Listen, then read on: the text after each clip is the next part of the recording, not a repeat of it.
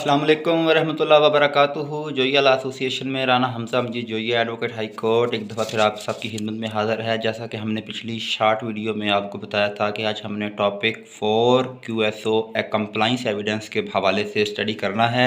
ये टॉपिक किस किस तरह से वो पूछा जा सकता है। An accomplice is unworthy of credit unless he is corroborated in on material particulars of his statement. और इस तरह से भी पूछा जा सकता है, how can apparent conflict between illustration article 129B and article 16 of Qanun Shahadat order be resolved. Question mark है, किस तरह से हमने इसको सोल्व करना है। सबसे पहले हम इसकी ओपनिंग स्टेटमेंट की तरफ आएंगे। ओपनिंग स्टेटमेंट में कहता है an accomplice is a person who takes part in the commission of an offence, यानी कि कोई ऐसा शख्स जो किसी ऑफेंस में, किसी जुर्म में शामिल हो। An accomplice is always a unreliable person for he is betraying his associates। ये कोई काबिल एतमाद शख्स नहीं होता, अनरिलायबल बंदा होता है। बट लेकिन his evidence is nevertheless admissible on the principle that the greatest offender would go unpunished if a compliance evidence were to be rejected। इसकी एविडेंस को भी मद्देनज़र रखा जाता है। किस जगह पे केस की नोयत को देख के, या तो इसकी एविडेंस को, एक होता है सरकारी गवाह, ये इसको हम उस अल्फाज में भी लेके आ सकते हैं। इसका रेलिवेंट प्रोविजन क्या आएगा? अकॉर्डिंग टू कानून Shahadat order 1984 article 16 and article 129B इसका रेलिवेंट प्रोविजन है। इसका क्रॉस रेफरेंस क्या है? थर्ड हेडिंग जो बनेगी section 337 to section 339 of CRPC 1898। Fourth heading आ जाएगी meaning of accomplice. An accomplice is a person supposed to have directly or indirectly concerned in or रिवी और टू ऑफेंस, यानी कि डायरेक्टली या इनडायरेक्टली कोई बंदा किसी जुर्म में, किसी ऑफेंस में अगर इन्वॉल्व है, दैट इज़ कॉल्ड अकम्प्लाइस। इसके ऊपर एक केस ला है PLD 1975 supreme court page number 53।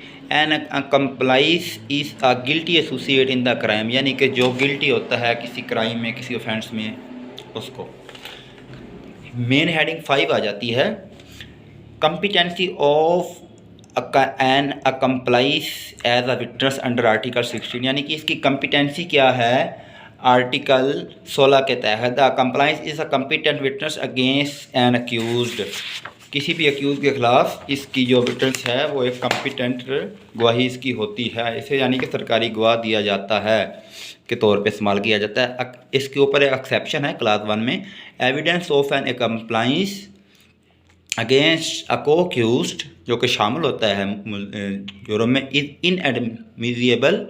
वो इनएडमिसिबल होती है इन केस ऑफ हदूद एंड किसास। हदूद और किसास के केसेस में ना वो शरीयत आ जाती है, उसमें ज़ना ETC वगैरह के जो केसेस होते हैं उनमें इसकी एविडेंस की, सरकारी गवाह की, इसकी कोई वैल्यू नहीं है, उसमें से कोई माफ़ी नहीं है।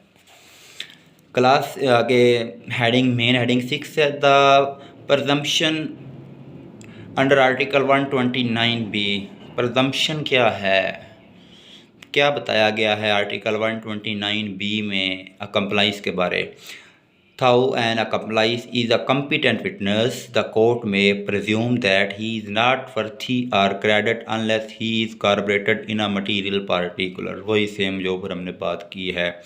नेक्स्ट हेडिंग है कंबाइंड इफेक्ट ऑफ आर्टिकल, ये पढ़ने वाला है। Combined effect of Article 16 and Article 129B। The combined effect of both these articles is that these are explanatory to each other regarding evidence of an compliance, since Article 16 of कानून Shahadat order 1984 declares the testimony of an compliance to be admissible and a conviction based on the uncorroborated testimony not to be illegal, but in the considering whether the testimony of a compliance should or should not be believed, illustration B to Article 129 advise the court to bear in mind the presumption that an compliance is not worthy of credit unless he is incorporated in material particular. Article 16 lays down a rule of law, and illustration B to Article 129 lays down merely a rule of prudence.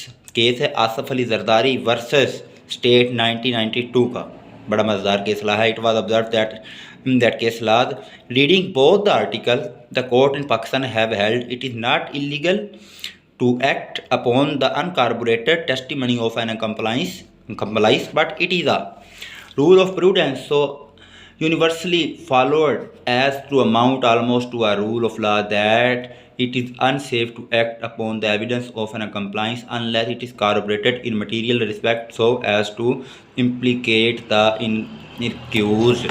यानी कि जो compliance होता है वो अगर सरकारी गवाह बन के किसी के ख़िलाफ़, किसी किस्म के अपने दूसरे साथी के ख़िलाफ़ सच्चाई बयान कर देता है, जो दूसरा साथी होता है वो मुकम्मल तौर पे झूठ बोल रहा है और एक बंदा उसमें से कह देता है कि जनाब मैं आपको सारी सच्चाई बताता हूँ, हमने मिल के ये क्राइम किया है, उस बंदे को सरकारी गवाह की बिना पे अगर तो ऑफेंस बड़ा है उसकी सज़ा में कमी हो जाएगी, अगर ऑफेंस छोटा है कोर्ट के पास मुकम्मल अख्तियारात है उसे जुर्माना थोड़ा सा करके या उसे थोड़ी सी सज़ा दे के या उसे वैसे भी रहा कर सकती है.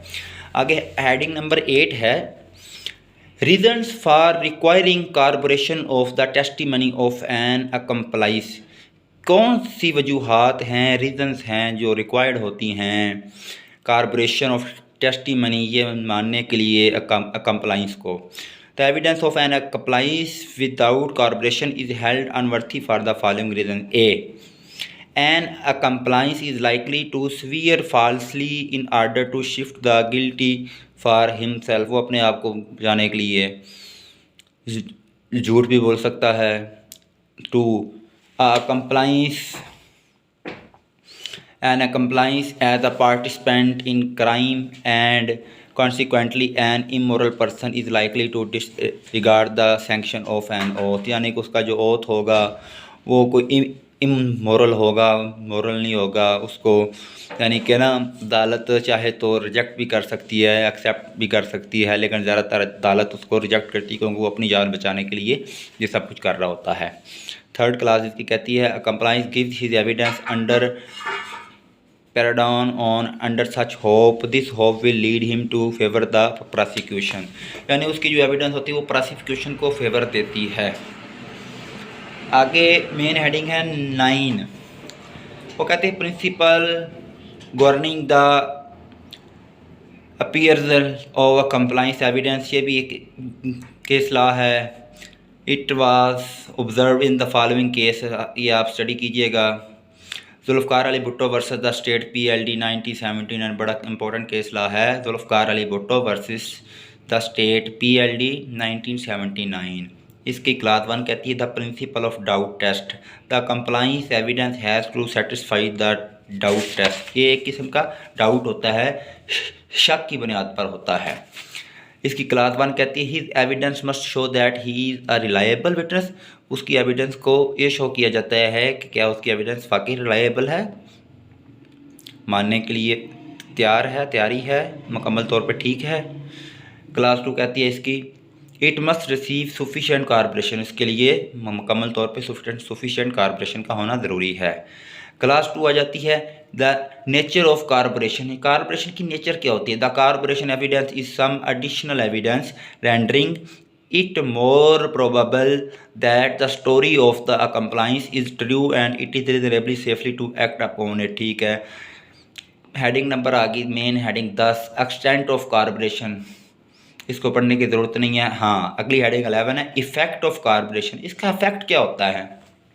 सिंपल सा इफेक्ट है, अगर कोर्ट उसकी एविडेंस से मुतमन हो गया है उसकी बातों से, उसको सरकारी बना के तौर पे कम सज़ा दे के दूसरे मुलज़िम को ज़्यादा सज़ा दे देगी. लेकिन हम फिर भी पढ़ लेते हैं. Where it is establish that there are good grounds for believing the accomplice by reason of the existence of the corporation on material points implicating any of the accused, the court can safely come to the conclusion as to the truth of the whole story on uncorroborated points so far as they implicate the same accused person। यानी वही बात जो पहले आपको मैंने इसके बारे में बता दी है।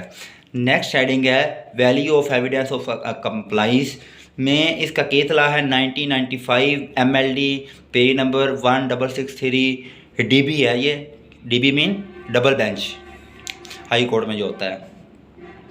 Legally, conviction of an accused can be based solely on evidence of a compliance, but on factual plan corroboration of the testimony of a compliance is required। यानी कि कॉर्पोरेशन के लिए जो इसकी कंप्लाइंस की होती है ज़रूरत वो ज़रूरी होती है। देन वही आ गया कंक्लूजन आ गया। कंक्लूजन की हेडिंग हमने नहीं देनी, हमने हेडिंग देनी है कंक्लूडिंग स्टेटमेंट की। कंक्लूडिंग स्टेटमेंट में हमने फ़िक्रा कहाँ से स्टार्ट करना है ये भी आपको बताया गया है। The pith and marrow of all the previous discussion there is no outline to show that. उसके बाद फिर हमने आर्टिकल 16 और आर्टिकल 129B फिर कंप्लाइंस किन बुनियादों पे, फिर थोड़ी सी इम्पोर्टेंस इफ़ेक्ट, यानी कि एक पूरा पेज भर देना है ताकि हमारा क्वेश्चन अच्छे तरीके से सोल्व हो जाए। ले जी अगला लेक्चर हम इंशाल्लाह ताला बहुत जल्द शुरू करेंगे और अगला लेक्चर हम बहुत इम्पोर्टेंट लेक्चर होगा हमारा। अगला लेक्चर हमारा लेक्चर नंबर 5 होगा आइडेंटिफिकेशन परेड। वो इसके बारे पहले आपको एक शॉर्ट वीडियो बताऊंगा, उसके बाद फिर अगली वीडियो इंशाल्लाह ताला इसके बाद हम वो लेक्चर शुरू करेंगे। कोशिश करूंगा कि हम QSO को जितनी जल्दी हो सके इसके क्वेश्चन पहले ख़त्म कर लें, फिर आर्टिकल्स पर आएंगे। इसके साथ हम दरमियान में PPC को और CRPC को भी हल्का हल्का छेड़ते रहेंगे, मतलब कि उनके भी क्वेश्चन करते रहेंगे। लेकिन जी जोइया लॉ एसोसिएशन की तरफ से राना हमदम जी जोइया एडवोकेट को इजाज़त दीजिएगा। अल्लाह हाफ़िज़। पाकिस्तान जिंदाबाद।